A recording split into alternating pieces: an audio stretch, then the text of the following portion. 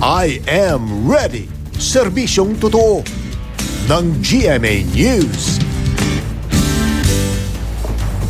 Asahan pa rin daw ang malamig na panahon bukas. Ayon po sa Pag-asa, nakakaapekto pa rin kasi sa silangang bahagi ng Luzon at Visayas ang amihan. Posible rin makaranas ng may hinang pag-ulan ng mga nabanggit na lugar. Sa datos ng The Weather Company, makakaranas ng may hinang pag-ulan ang silangang bahagi ng Northern at Southern Luzon, habang maliwalas na panahon ang mararanasan sa iba pang bahagi ng bansa. Kabilang po dyan ang Metro Manila kung saan mababa ang posibilidad ng pag-ulan bukas. Maulap na papawiri naman ang mararanasan sa Eastern Visayas pero asahan pa rin ang minsanang pag-ulan. Mas maaliwalas na panahon ang maaring maranasan sa Central at Western regions nito.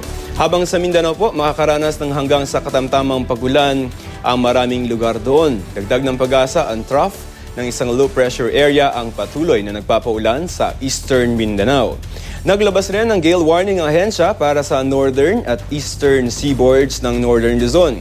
Maaring umabot daw ng higit sa 4 na metro ang taas ng alon dyan, kaya pinapayuhan po ang mga maliliit na sasakyang pandagat na huwag munang pumalaot sa nasabing mga lugar. Para po sa iba pang update, bisitahin ang GMA Weather webpage, Twitter at Facebook page.